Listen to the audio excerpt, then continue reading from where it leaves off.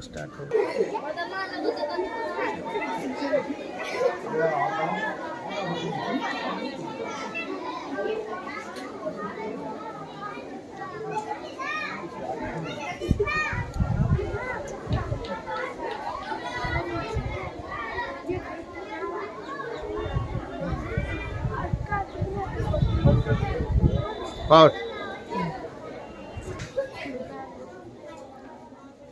प्यारे बच्चों, जैसा कि हम लोग पूर्व से ही जानते हैं कि आज महाराणा प्रताप जयंती है, तो हम सभी लोग भी इससे पूर्व कई महापुरुषों का जयंती मनाते आ रहे हैं। उसी कड़ी में आज हम लोग इनका भी जन्म दिन आज है, वही हम लोग सभी लोग मिल करके जन्मदिन मनाएंगे। तो हम चाहेंगे कि बारी बारी से अपना विचार उनके द्वारा जो किया गया काम है और उनका जो देश काम है, हम लोगों के लिए जो उपयोगी है, उन पर हम कुछ बिंदुओं पर हम लोग प्रकाश डालेंगे और सभी बच्चे भी सुन करके लाभान्वित होंगे। तो सबसे पहले आमंत्रित करते हैं, आइए विद्या मैडम, आइए प्लीज।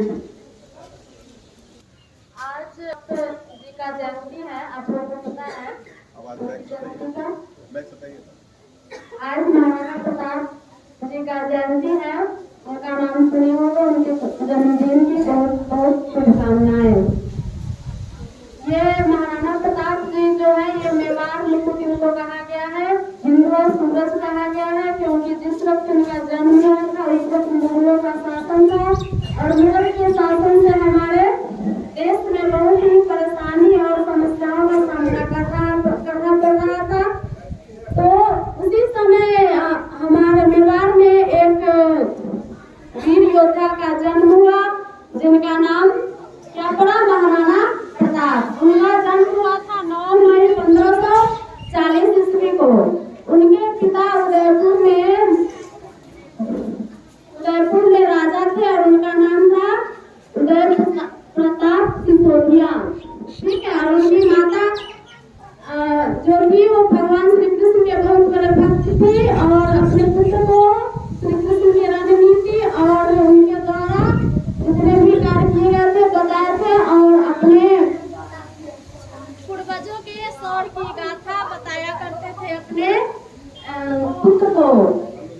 तो ये प्रताप थे, जो इनका नाम बचपन में था, ये इनका जो चेहरा था ना बहुत ही सूर्य के समान तेज था। तो इनके पिता देख करके इनको और इनका नाम रखे कुंवर प्रताप सिंह सिसोदिया, ठीक।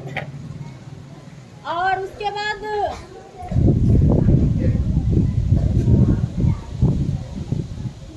इनके पिता की 20 रानियां थी, जिसमें से ये और उनकी एक सबसे प्रिय रानी जो थी उनके पुत्र है। हेलो हेलो, ये सबसे बड़े पुत्र थे, ये जिनके पास ये 23 भाई थे, 23 उसमें सबसे बड़े पुत्र थे। और पहले जो देश था मुगलों के मतलब अपना समाज जो है स्थापित करते थे और कहते थे कि सब समाज में मिल जाए। और लेकिन जो महाराणा प्रताप थे वो कहते थे कि नहीं, जब तक मैं कभी भी विदेशों से समझौता नहीं कर सकता, मैं तो किसी भी कीमत पर अपना जो है स्वतंत्रता वो नहीं छोड़ सकता। उनका जो जन्म है 9 मई 1540 ईस्वी को हुआ था। महाराणा प्रताप जो है अपने स्वतंत्रता और मतलब देश की सुरक्षा के लिए कई युद्ध किए और विदेशों की गए थे, उनसे समझौता नहीं करना चाहते थे। उनमें से एक है हल्दी घाटी का युद्ध, जो तत्कालीन जो थे विदेशी आक्रमणकारी वो उनके भी राज्य को अपने में मिलाना चाहते थे, लेकिन महाराणा प्रताप के जन्मदिन पर कुछ चर्चा करना चाहते हैं। महाराणा प्रताप का जन्म 22 मई 1548 ईस्वी को हुआ था। महाराणा प्रताप एक काफी संघर्षशील व्यक्ति थे। इनके बारे में अगर कहा जाता है ये पुराने घराने से संबंधित थे, लेकिन इनके बारे में कहा जाता है इनका जब बचपन में कुछ ज्योतिष लोगों ने इनका हाथ देखा था तो इनको कहा गया कि आप के जीवन में राजयोग नहीं लिखा हुआ है। राज परिवार से मिलन करते हुए भी इनके ज्योतिष के भविष्यवाणी का इन पर कोई असर नहीं पड़ा और इन्होंने उसी समय ज्योतिष को कहा कि सर हम तो राजा बनेंगे, राजयोग नहीं है मेरे हाथ में। तो उन्होंने तलवार निकाल करके अपने हाथ को काट करके राजयोग का लाइन बना लिया और कह दिया उन्होंने कि हमको राजा बनना है और हम बनेंगे। तो कहने का मतलब ये काफी एकत्रित हुए हैं एक ऐसे वीर शिरोमणि, वीरों के वीर जिन्हें वीर शिरोमणि बोला जाता है। अदम्य साहस, वीरता, दृढ़ इच्छा शक्ति, दृढ़ संकल्प, दृढ़ पद रखने वाले एक ऐसे महान वीर की जयंती है जिसका जयंती मनाने के लिए हम लोग आज यहाँ एकत्रित हुए हैं। हमारा देश भारत एक ऐसा देश है जहाँ पर अनेक वीरों ने जन्म लिया। उनमें से कुछ वीरों को हम लोग याद नहीं रख पाते हैं, उन्हें भूल जाते हैं, लेकिन कुछ वीर ऐसे होते हैं जो इतिहास में हमेशा के लिए अमर हो जाते हैं। तो आज हम लोग एक ऐसे ही वीर के बारे में जानेंगे, उनके जीवन से परिचित होंगे और उन्होंने जो पूरा जीवन संघर्ष किया उससे प्रेरणा लेने की कोशिश करेंगे। तो आप लोग समझ गए होंगे हम किसकी बात कर रहे हैं। वीर शिरोमणि महाराणा प्रताप, आज उनका जन्मदिन है। ऐसे तो उनका जन्म 9 मई 1540 ईस्वी को हुआ अंग्रेजी कैलेंडर के अनुसार, लेकिन हिंदू धर्म में उनका जन्म हिंदू कैलेंडर के अनुसार जन्मदिन मनाया जाता है, उनकी जयंती मनाई जाती है ज्येष्ठ मास के शुक्ल पक्ष की तृतीया को। आज ज्येष्ठ मास की शुक्ल पक्ष की तृतीया है, इसीलिए हम लोग आज उनका जन्मदिन मना रहे हैं। तो उनका जन्म 9 मई 1540 ईस्वी को कुंभलगढ़ मेवाड़ राजस्थान में हुआ। उनके जन्म के विषय में भी इतिहासकारों में मतभेद है। किन्हीं का मानना है उनका जन्म कुंभलगढ़ में हुआ, कोई मानते हैं उनका जन्म पाली में हुआ, पाली उनका ननिहाल था तो पाली में हुआ, लेकिन अधिकतर इतिहासकार कुंभलगढ़ ही मानते हैं उनका जन्म स्थान। उनके पिता का नाम उदय सिंह, माता का नाम जयवंता बाई थी। उनके दादाजी भी बहुत बड़े वीर थे, राणा संगा, दादी थी कर्णावती, चाचा राजा भोग, चाची मीराबाई। तो उनका जो है पूरा खानदान वो वीर पुरुषों से, वीरांगनाओं से भरी हुई थी।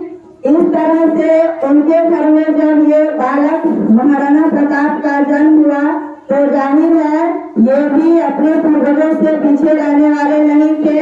ये बालक महाराणा प्रताप वो बचपन से ही बहुत वीर, अदम्य साहसी। वो जब खेलने जाते थे अपने दोस्तों के साथ तो बात में दल बना लेते थे, बच्चों को संगठित कर देते थे।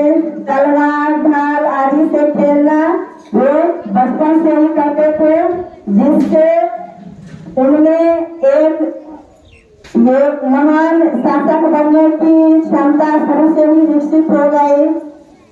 उनके पिता की और भी बहुत सी पत्नियां थी, लेकिन सबसे बड़े पुत्र महाराणा प्रताप ही थे।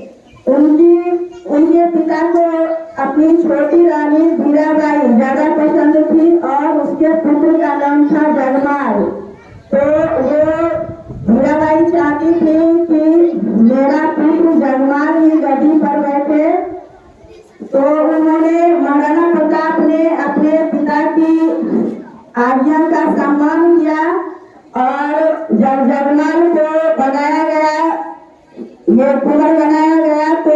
चुपचाप सहन कर लिए आज्ञाकारी पुत्र की तरह और कुछ नहीं बोले। उस समय हमारा देश भारत जो था उस पर मुगल साम्राज्य का शासन था। अकबर का शासन था उस समय भारत पर और वो पूरे भारत पर अपना कब्जा जमाना चाहता था। उसकी साम्राज्यवादी लिप्सा बहुत बड़ी थी। वो पूरे भारत पर अपना साम्राज्य स्थापित करना चाहता था और इसी क्रम में उसने धीरे धीरे जितने भी राज्य थे उसको जीतना शुरू किया और उनके डर से उनके पास बहुत बड़ी सेना थी। उस समय हमारे देश के जो राजा थे वो भाले, तलवार, तीर धनुष ये सब से लड़ाई कर रहे थे, लेकिन उनके पास तोप थी, बंदूकें थी, प्रशिक्षित सैनिक थे, तो सभी उनसे डरते थे।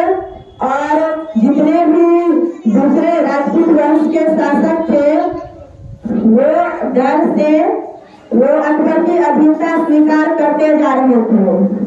वो अपनी बेटी की शादी अकबर से करके उसके साथ वैवाहिक संबंध जोड़ के अपने राज्य को बचा रहे थे। अकबर की अधीनता को वो स्वीकार कर रहे थे। अकबर के चरणों में अपनी पगड़ी को रख रहे थे, लेकिन मेवाड़ के शासक महाराणा प्रताप को ये मंजूर नहीं था। वो सिसोदिया वंश के थे, वो राजपूत थे और राजपूत जो है उसके खून में एक ऐसी गर्मी होती है, वो जल्दी अपने दुश्मन के आगे घुटने नहीं टेकते हैं। तो उन्होंने जो है वो अकबर के सामने घुटने नहीं टेकी। हालांकि पहले वो राजा नहीं बने, पहले उनका भाई जगमाल राजा बना, क्योंकि वो उनके पिता चाहते थे कि जगमाल ही गद्दी पर बैठे, लेकिन वहाँ के जो मंत्री थे, सामंत थे, उनको ये बात पसंद नहीं थी। सभी महाराणा प्रताप से ज्यादा प्यार करते थे, क्योंकि इनका जो स्वभाव था वो सबको साथ लेकर चलने की थी। वो भील के साथ भी दोस्ती करते थे, भीलों से उनकी बहुत अच्छी दोस्ती थी, इसलिए उन्हें बचपन में टीका भी बोला जाता है। भील जाति में पुत्र को टीका बोला जाता है, इसलिए सभी भील इनको टीका कहता था और ये टीका के नाम से बचपन में जाने जाते थे। तो ये सभी को साथ लेकर चलते थे। ऐसा नहीं था कि ये राजपुत्र थे, राजकुंवर थे तो इनके मन में अभिमान की भावना थी, ऐसी बात नहीं थी। वो सभी प्रजा को अपने पुत्र के समान प्यार करते थे और उनका देखभाल करते थे। तो जब जगमाल राजा बने उस समय उनके पिता की मृत्यु हो गई और वो अपने पिता के पास थे गुलबर्ग में और यहाँ पर कुंभलगढ़ में वो राजा बन गया। लेकिन सभी सामंत, सभी मंत्री जो है उसको ये बात पसंद नहीं आई और उन्होंने वहीं पर महाराणा प्रताप का राज्याभिषेक कर दिया फरवरी 1572 में। फिर वहाँ से आके कुंभलगढ़ में फिर से सही रूप से उनका राज्याभिषेक किया गया। जिस समय उनका राज्याभिषेक किया गया उस समय मेवाड़ बहुत बड़ी संकटों से घिरा हुआ था। अकबर की सेना चारों तरफ से उनको मेवाड़ राज्य को घेरे हुए थी और बार बार उनके सामने संधि प्रस्ताव भेज रही थी। अकबर को भी महाराणा प्रताप की वीरता से डर लगता था, तो वो चाहते थे कि युद्ध से पहले ही अगर वो मान जाए तो उनके पास संधि का प्रस्ताव लेकर 4 निपुण व्यक्ति को राजा मान सिंह, तोडरमल और भी 2 व्यक्ति को भेजा गया उनके पास संधि के लिए कि आप अकबर की अधीनता स्वीकार कर लीजिए। यहाँ तक कि कहा जाता है अकबर ने उन्हें एक बार ये प्रस्ताव भेजा कि अगर आप हमारी अधीनता को स्वीकार कर लेंगे तो हम आपको आधा राज्य दे देंगे, लेकिन महाराणा प्रताप को ये कभी स्वीकार नहीं हुआ। वो अपनी मातृभूमि को कभी भी स्वतंत्र होते देखना वो नहीं चाहते थे। वो अपनी पगड़ी को किसी बाहरी मुगल साम्राज्य के चरणों में गिरवी रखना नहीं चाहते थे। उन्होंने बार बार इस बात से इनकार किया कि मैं आपकी अभी तक विचार नहीं करूंगी। अंत में अकबर जो है बार बार उनसे ये संधि प्रस्तावना भेजा, लेकिन वो नहीं माने। तब दोनों के बीच में ये जब महाराणा प्रताप जब राजा बने तो इनका दोनों भाई रुष्ट होकर जाकर अकबर से मिल गया। जगमाल और एक भाई था शक्ति सिंह, वो दोनों भी जाकर अकबर से मिल गया। और हमारे इतिहास में हमेशा ये देखने को मिलता है, जब कोई बड़ी लड़ाई होती है तो कोई ये राजा जब लड़ाई करते हैं तो उनके अपने ही घर का कोई प्रिय व्यक्ति, कोई अपना संबंधी जाकर विपक्षी से मिल जाता है और हरा देता है अपने राजा को। तो यही हुआ, उनके दोनों भाई जाकर अकबर से मिल गए। जगमाल को बरगद में हाथपुर की जागीर मिली और वो अकबर के तरफ से लड़ाई करने के लिए तैयार हो गए। अब इस तरह से दोनों के बीच में एक बहुत बड़ी लड़ाई की पृष्ठभूमि तैयार होने लगी और उस लड़ाई का नाम था हल्दी घाटी की लड़ाई, जो कि हमारे इतिहास में बहुत ही प्रसिद्ध है। हल्दी घाटी की लड़ाई 18 जून 1576 ईस्वी को ये लड़ाई हुई। ये लड़ाई बस एक दिन की लड़ाई थी, बहुत लंबा युद्ध नहीं चला था, बस 4 घंटा वो युद्ध चला। लेकिन इस युद्ध में महाराणा प्रताप ने जो अपनी वीरता दिखलाई वो इतिहास में अमर हो गया। हालांकि अकबर खुद लड़ाई करने के लिए नहीं आए। हल्दी घाटी की जो लड़ाई हुई उसमें अकबर खुद महाराणा प्रताप का सामना करने के लिए नहीं आए। उनका सेनापति राजा मान सिंह, जो कि स्वयं एक राजपूत था। अब देखो, दूसरे देश के शासक के लिए, मुस्लिम शासक के लिए 2 राजपूत आमने सामने भिड़े हुए थे। एक तरफ सेनापति मान सिंह और दूसरी तरफ महाराणा प्रताप, और इनके तरफ से जो सेनापति था वो मुस्लिम था, हकीम खान सिंह। अकबर के तरफ से जो सेनापति वो राजपूत सेनापति मान सिंह, और महाराणा प्रताप के तरफ से जो सेनापति था हकीम खान सिंह, जो एक मुस्लिम था। तो दोनों तरफ से लड़ाई शुरू हुई। जैसा कि पहले ही हम बताए, अकबर के पास विशाल सेना लगभग 80,000 की सेना और महाराणा प्रताप के पास मात्र 20,000 की सेना, और उसमें भी इनके पास भाले, तलवार, बरछी, कटार, चाकू, ये सब हथियार, और उनके पास तोप, गोली, बारूद, बंदूक, ये सब आधुनिक अस्त्र उनके पास थे। फिर भी इन्होंने हिम्मत नहीं हारी। इनको पता था कि हम हार सकते हैं, लेकिन हिम्मत नहीं हारी और इन्होंने ये सोचा कि अंतिम क्षण तक लड़ते रहेंगे और हारेंगे भी नहीं। इतना दृढ़ विश्वास था इनको अपने ऊपर कि हम हारेंगे नहीं। वो जब युद्ध के मैदान में जाते थे तो उनका जो घोड़ा था चेतक, बहुत ही प्यारा घोड़ा, नीले रंग का, ठीक है, नील अश्व चेतक, हमेशा वो वफादार रहा, हमेशा वफादारी निभाया एक जानवर होकर। उनका अपना भाई दुश्मन से मिल गया, लेकिन उनका घोड़ा जो था चेतक वो अंतिम क्षण तक वो साथ दिया और कई महत्वपूर्ण लड़ाई को जितवाया। तो वो जब लड़ाई करने चलते थे तो चेतक पर सवार होकर और हाथ में भाला लेकर, उनका भाला 82 किलो उसका वजन था। अब सोचो, 82 किलो वजन कोई उठा भी नहीं पाएगा, और वो उठाकर युद्ध लड़ते थे। और केवल भाला ही नहीं, वो जो कवच पहनते थे वो 72 किलो भारी कवच। इसके अलावा 2 तलवार उनके पास हमेशा रहता था। वो भी उसका भी वजन, मतलब उनके शरीर पर जितना वजन रहता था सब मिलाकर जब वो लड़ाई करने जाते थे टोटल 208 किलोग्राम वजन लेकर वो लड़ाई करने जाते थे और दुश्मन के छक्के भी छुड़ाते थे, हारते नहीं थे।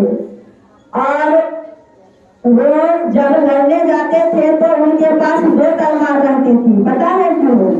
क्योंकि उनका सिद्धांत था वो न केवल एक बहादुर या वीर ये राजा थे, राजपूत थे, बल्कि वो उनकी चारित्रिक विशेषता भी बहुत ज्यादा, वो बहुत अच्छे स्वभाव के भी थे। उनका मानना था कि निहत्थे दुश्मन पर कभी भी अस्त्र उपयोग नहीं करना चाहिए। मतलब अगर किसी के साथ उनकी लड़ाई हो रही है युद्ध के मैदान में, तो उसके पास अगर तलवार गिर गया उसके हाथ से या कुछ भी ऐसा हो गया तो अपनी तलवार निकाल कर उसको देते थे। उनके पास 2 तलवार रहती थी, एक तलवार से वो लड़ते थे और एक तलवार दुश्मन को देते थे। निहत्था किसी से लड़ाई नहीं करते थे, तब जाके बोलते थे आप लड़ाई करो। या फिर अगर उसके पास कुछ भी नहीं है तो उसके जाने के लिए उसको युद्ध क्षेत्र से, रण क्षेत्र से भागने के लिए छोड़ देते थे जिंदा वापस। जबकि दुश्मन उनके साथ ऐसा नहीं करता था, लेकिन वो हमेशा अपने सिद्धांतों पर चलते थे और वो दुश्मन पर कभी भी निहत्था वार नहीं करते थे। तो जब हल्दी घाटी की लड़ाई शुरू हुई, दोनों तरफ सैनिक आमने सामने, उधर 80,000 सैनिक अकबर की और इधर महाराणा प्रताप की 20,000 सैनिक। और जब लड़ाई शुरू हो गई, इतना भयानक लड़ाई था, इतना भयानक लड़ाई था, पता नहीं चल रहा था कि किसका सर धड़ से अलग हो रहा है। सर धड़ से अलग है और हाथ से तलवार चल रही है। ऐसे वीर थे राजपूत, सर उनके शरीर से अलग हो गया, धड़ से अलग है और हाथ से तलवार चल रही है। पता ही नहीं चलता था किसका सर कटा किसका हाथ कटा। तो एक कवि ने इस दृश्य को बहुत ही अच्छे ढंग से ये पेश किया है। 2-4 लाइन है, उसको मैं सुनाने जा रही हूँ। घर कहीं पड़ा सिर कहीं पड़ा, घर कहीं पड़ा सिर कहीं पड़ा, कुछ भी उसकी पहचान नहीं। सोनित का ऐसा वेग बहा मुर्दे बह गए निशान नहीं। घर कहीं पड़ा सिर कहीं पड़ा, कुछ भी उसकी पहचान नहीं। सोनित का ऐसा वेग बहा मुर्दे बह गए निशान नहीं। मेवाड़ केसरी देख रहा केवल रन का न तमाशा था, वह दौड़ दौड़ करता था रन, वह मौन रक्त का प्यासा था। मौन जो कि अकबर का सेनापति था, उसके खून का प्यासा ये महाराणा प्रताप थे। क्योंकि वो राजपूत होकर अकबर के तरफ से लड़ाई कर रहा था और अपनी मातृभूमि की रक्षा न करके मातृभूमि की इज्जत को उसके चरणों में, अकबर के चरणों में गिरवी रख दिया था। राजपूत का नाम घुसाया था, इसलिए वो मोहन सिंह के खून के प्यासे थे और उनका साथ हमेशा उनका प्रिय घोड़ा चेतक देता था। तो उस लड़ाई में जब लड़ाई करते करते उनको मोहन सिंह का हाथी दिखाई दे दिया। वो हाथी पर चढ़कर लड़ाई कर रहे थे और इनको, और जो इनके मन में आता था, महाराणा प्रताप जो सोचते थे उससे पहले ही चेतक सोच लेता था कि अब मेरे राजा क्या सोचने वाले हैं या क्या कहने वाले हैं। उन्होंने जो भी देखा कि मोहन सिंह उन्होंने हाथी पर, उससे पहले ही चेतक उस हाथी पर छलांग लगा चुका था। हाथी गैस उसके मस्तक पर अपना दोनों पैर उठाकर रख दिया। अब सोचो, हाथी उतना लंबा, घोड़ा से तो बहुत बड़ा ये जीव है हाथी, उतना बड़ा जीव हाथी, और ये चेतक उसके मस्तक पर अपना दोनों पैर उठाकर रख दिया। अपने राजा को, अपने स्वामी को पहुंचा दिया अपने दुश्मन के पास। और इन्होंने गोली भाला फेंका मान सिंह पर। मान सिंह वो चूंकि ये चेतक में है, उसके मस्तक पर जब पैर रखा तो हाथी के मस्तक पर तलवार लगी हुई, जिससे कि चेतक का एक पैर घायल हो गया और जिसके कारण चेतक छलांग तो लगा दिया लेकिन लड़खड़ा गया और चेतक लड़खड़ाया, जिससे महाराणा प्रताप लड़खड़ा गए और वो निशाना सही नहीं लगा, वो निशाना छूट गए। मान सिंह अपनी जान को हौदा में, हाथी के ऊपर बैठने की जगह बनी हुई रहती है, उसको हौदा बोला जाता है, उसने अपनी जान को छुपाई, अपने आप को छुपाकर अपनी जान बचाई और इस तरह से वो बचा और भागा वहां से, सीधे उनके पांव युद्ध छोड़कर भाग गया। पूरी सेना घबरा गई। सेनापति जब वापस भागने लगा तो सेना घबराकर भागने लगी, लेकिन महाराणा प्रताप के सिर पर मुकुट, छाती पर कवच देखकर सभी पहचान लिया कि यही राजा है महाराणा प्रताप, और सब कोई उनको चारों तरफ से घेर लिया। मुगल सैनिक उनको चारों तरफ से घेर लिया। अब वो गिर गए, अकेले वो लड़ाई कर रहे हैं, लेकिन और उनका घोड़ा जो है चेतक वो भी घायल हो गया है। स्थिति बहुत ही विकट हो गई। अब वो क्या करे, लेकिन फिर भी बड़ी बहादुरी से वो लड़ रहे थे। लड़ते लड़ते उनका एक बहुत ही वफादार अंगरक्षक, उनका नाम था भाल मन्ना, उन्होंने उनकी जान बचाई। एक मुट्ठी धूल लेकर उस हल्दी घाटी में जो धूल था उसको एक मुट्ठी उठाकर बहुत जोर से ऐसे फेंक दिया, फिर दोनों हाथ से उठाकर चारों तरफ बालू ही बालू, अंधेरा जैसा छा गया, और झट से अपने राजा का मुकुट अपने सिर पर डालकर उनके छाती की कवच अपने छाती पर लगाकर और खुद राजा बन गया। और कोई निकट से उन्हें देखा नहीं था महाराणा प्रताप को, तो इसलिए पहचानता नहीं था।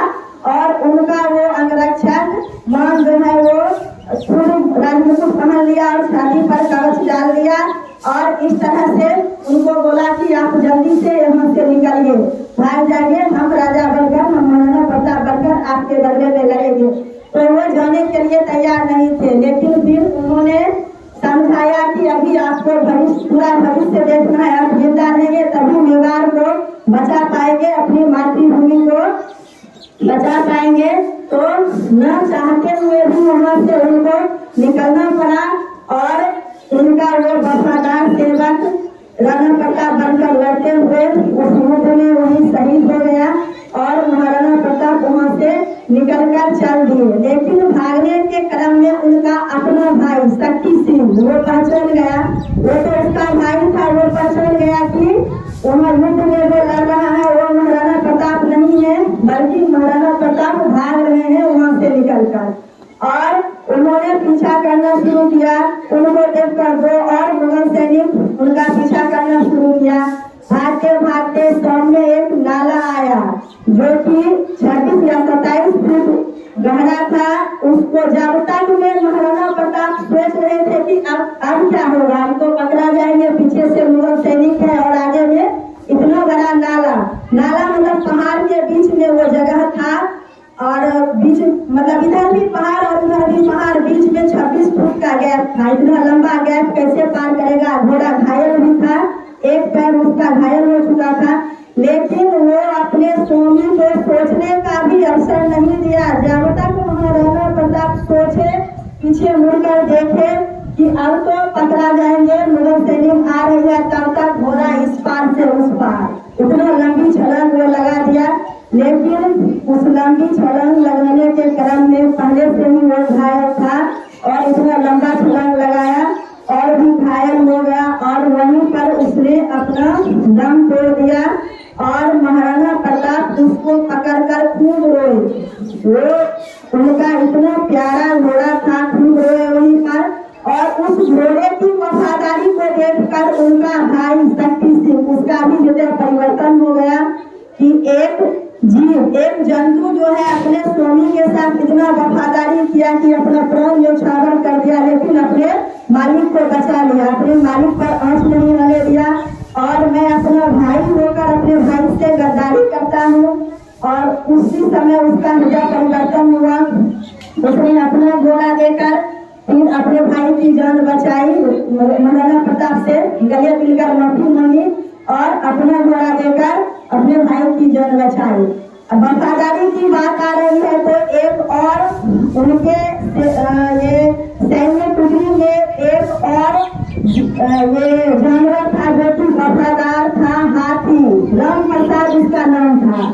उनके हाथी का नाम था राम प्रसाद। वो इतना वफादार था, युद्ध में लड़ाई करते करते ये मुगलों की सेना को पूरा अपने पैरों से रौंद रहा था।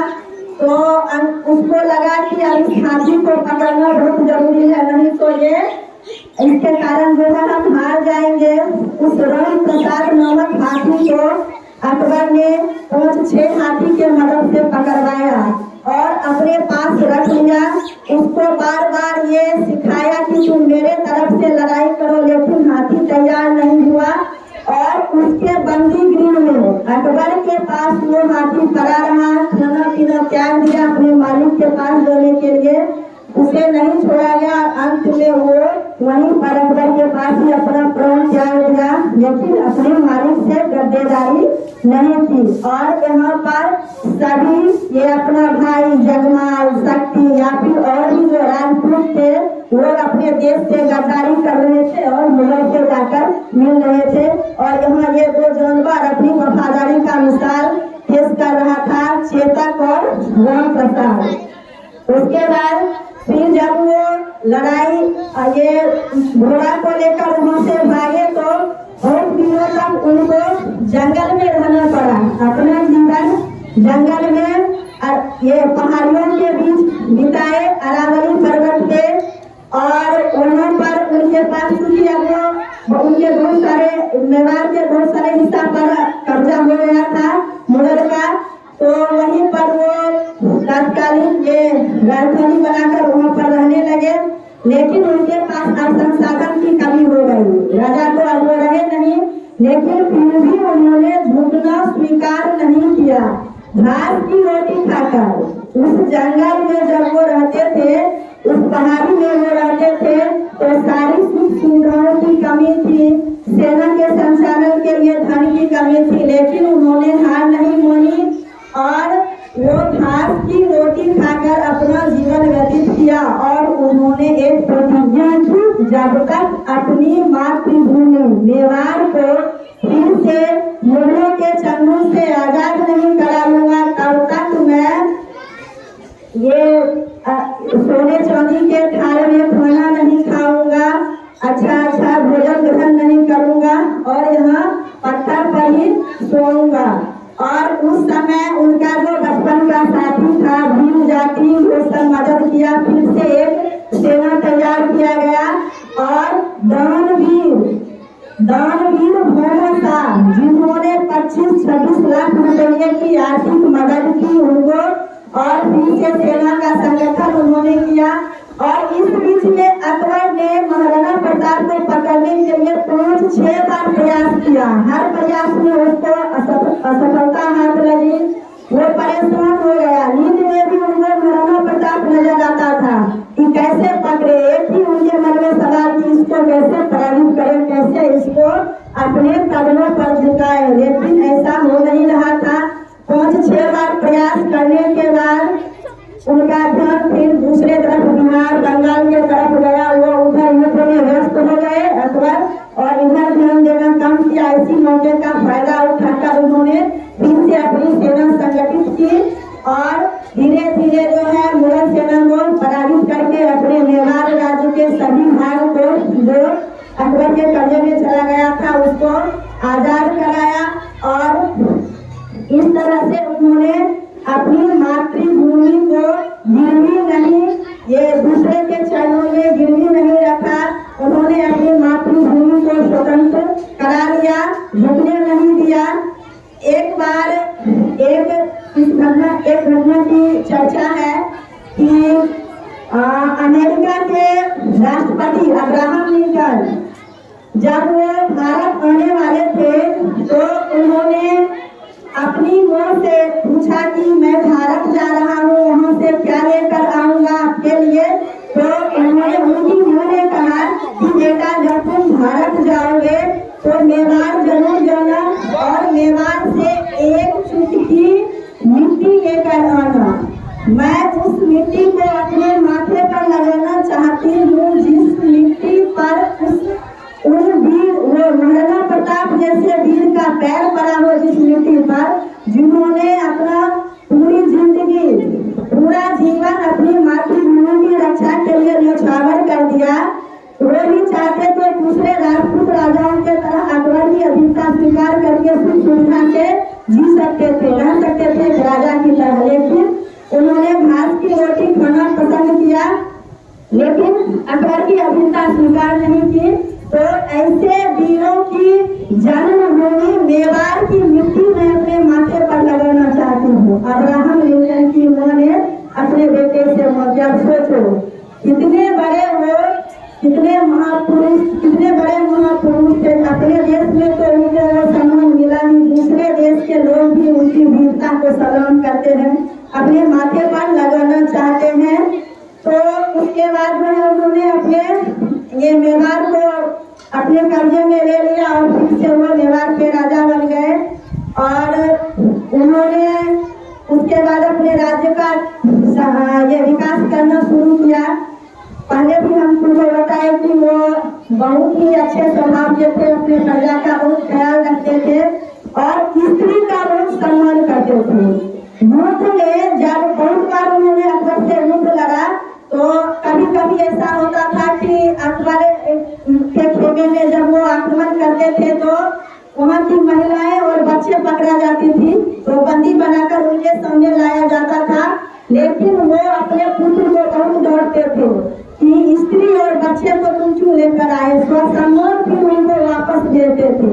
यही बात अगर अकबर के खेमे में होता, यहाँ राजपूत के खेमे में होती, अकबर के पास पहुँचा तो वो शहर उसको स्वीकार कर लेते, अपने घर में रख लेते, लेकिन वो वापस देते थे। पता था ये दुश्मन के घर की महिलाएं हैं, बच्चे हैं जो हमारे खून के प्यासे हैं, लेकिन उनका भी वो सम्मान करते थे और वापस फिर से उनको अपने घर स्वसम्मान इज्जत के साथ डोली में बैठाकर उनको अपने घर वापस पहुंचा दिया जाता था।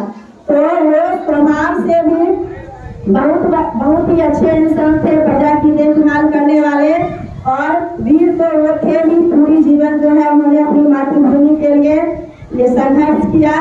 अंत में उनकी मृत्यु लड़ाई करते हुए नहीं बल्कि शिकार करते हुए उनकी मृत्यु 1597 ईस्वी में हो गई। उसमें वो घायल हो गए और इस तरह से वो वीरगति को प्राप्त हुए। बढ़ते समय उन्होंने अपने पुत्र अमर सिंह को एक बात बोली कि जिस तरह से मैंने अपनी पूरी जीवन अपनी मातृभूमि की रक्षा के लिए अपना पूरा जीवन समर्पित कर दिया, तुम भी कभी मुगलों के अधीन में मत होना, अपनी मातृभूमि को उसके चरणों में गिरवी मत रखना।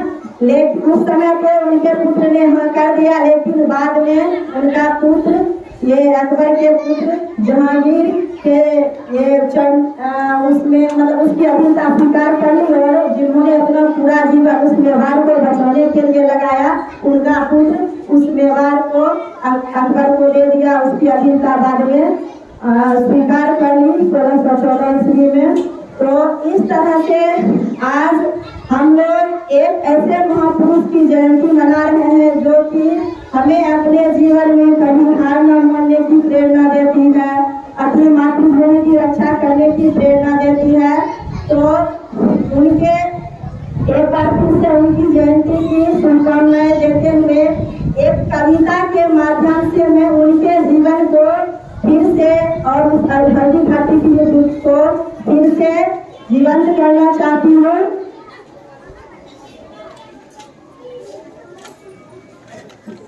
कविता है, राजपूत को राजपूत से मुगलों ने लड़वाया था, राजपूत को राजपूत से मुगलों ने लड़वाया था, फूट डालकर राज करो इस नीति को अपनाया था।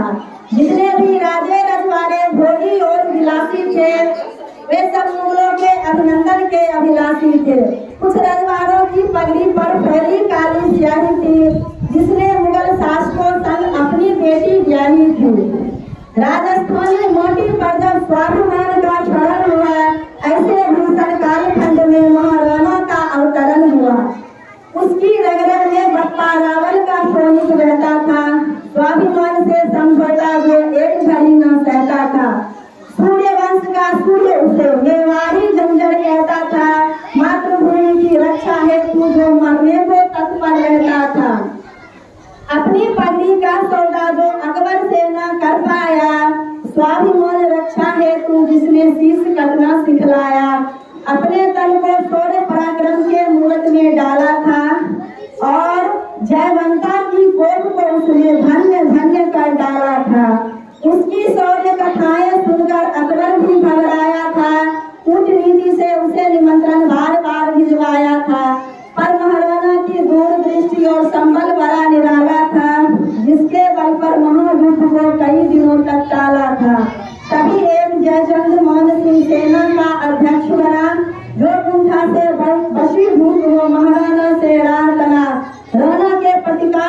का अहंकारियों उकसाया। एक बड़ी सेना लेकर के वह हल्दी घाटी आया। बर्ममील 6400 में वह भोली हल्दी घाटी थी। गर्म भुरभुरी हल्दी जैसी रक्त पिपासु माटी थी। आषाढ़ की दोपहरी सूरज से आग बरसती थी, तो बंदूकों की चीखें सन्नाटे को डसती थी। दोनों ही सेनाओं में राजपूती सैनिक ज्यादा थे। सभी मारने मरने कटने मिटने को आमादा थे और निजी स्वार्थ से वशीभूत हो अपने को पिटते देखा। हल्दी घाटी ने भाई से भाई को कटते देखा। महाराणा की सेना में कुछ पैदल घोड़े हाथी थे, तीरंदाज वीर सैनिक थे जो राणा के साथी थे। यद्यपि राणा का सैनिक दल संख्या में कुछ कमतर था, लेकिन जोश सैनिकों में अकबर के सेना से बढ़कर था। जिस पठान का भी प्रताप से रण के बीच पड़ा पाला, राणा की तलवार ने उसको घोड़ों सहित काट डाला। बब्बर शेर बने महाराणा मुगलों से भरपूर लड़े और तभी मान सिंह को देखा तेजी से उस ओर बढ़े। चेतन चित्कार गज के मस्तक पर पग को धर डाला।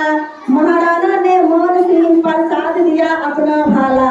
मान सिंह हृदय में कूदा, छिपा हुआ डर जाग गया और वो अपना हाथी लेकर हल्दी घाटी से भाग गया। पर इस घटना ने वही युद्ध की दिशा दशा को मोड़ दिया, जहाँ महत्ता मान सिंह को राणा ने जिंदा छोड़ दिया। और तभी प्रताप को राजमुकुट से मुगलों ने पहचान लिया। घेराबंदी की और तलवारों को उनके ऊपर तान दिया। निपट अकेला पाकर उन पर बारंबार प्रहार किया। तलवारों बंदूकों और भालों से भीषण वार किया। तभी प्रताप का राजमुकुट झाला मन्ना ने पहन लिया। मन्ना ने निज शोणित से धरती का वंदन कर डाला और हल्दी घाटी की माटी का कनकन चंदन कर डाला। इस भूमि पर मीरा ने हंसते हंसते विस्फोट किया। इसी धरा पर पन्ना ने चंदन का बलिदान किया। यहीं वृक्ष से लिपटकर अमृता देवी ने कुर्बानी दी। शीश काट हारी रानी ने भी अनमोल निशानी दी। महारानी पद्मिनी भी इसी धरा की नारी थी और अब्राहम लिंकन की मां को भी ये माटी प्यारी थी। मोना की राजस्थानी माटी में पानी किंचित है। मोना की राजस्थानी माटी में पानी किंचित है, पर वीरों के शोणित से ये धरा अत्यधिक सिंचित है। यहाँ दूध का कर्ज चुकाया मांस की बोटी बोटी ने। यहाँ दूध का कर्ज चुकाया मांस की बोटी बोटी ने और अकबर तक को धूल चटा दी यहाँ घास की रोटी में। और अकबर तक को धूल चटा दी यहाँ घास की रोटी में। धन्यवाद। आपको बहुत बहुत धन्यवाद। और हम लोग भी जो चीज नहीं जान रहे थे, लगभग बहुत बातों की जानकारी आपके द्वारा मिली। और गहराई जहाँ रहेगा वहाँ पे कुछ आप निकाल सकते हैं, तो आप धन्यवाद के पात्र हैं। और हम सभी लोग बहुत लाभान्वित हुए हैं और बच्चे भी आपके बारे में बहुत सारी बात सीखे हैं। तो इस तरह आप बढ़िया तैयारी किए, बढ़िया बोले भी। बहुत बहुत धन्यवाद।